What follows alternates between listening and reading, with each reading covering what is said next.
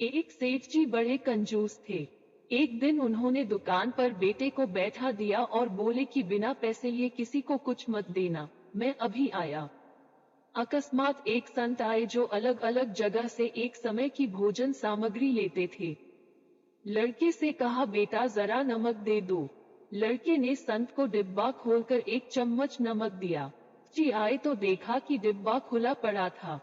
सेठ जी ने कहा कि क्या बेचा? बेटा बोला, एक संत जो तालाब पर रहते हैं, उनको एक चम्मच नमक दिया था। सेठ का माथा ठनका। वो बोले, अरे मूर्ख, इसमें तो जहरीला पदार्थ है। अब सेठ जी भागकर संत के पास गए। तब तक संत भोजन बनाकर भगवान का भोग लगाकर खाने की थाली लेकर बैठ चुके थे।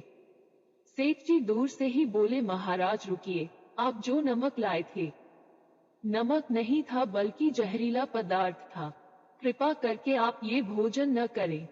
बोले, भाई हम तो प्रसाद लेंगे ही, क्योंकि भोग लगा दिया है। भोग लगाकर भोजन छोड़ नहीं सकते।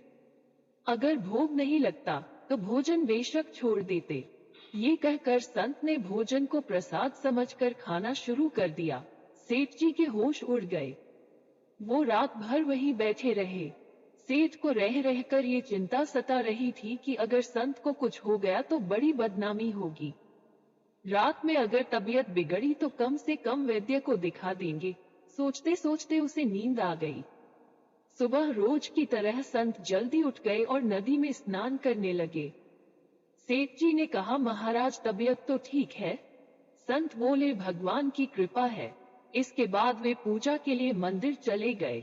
जैसे ही संत ने मंदिर का द्वार खोला तो देखा कि भगवान के श्री विग्रह के दो भाग हो गए हैं और शरीर काला पड़ गया है।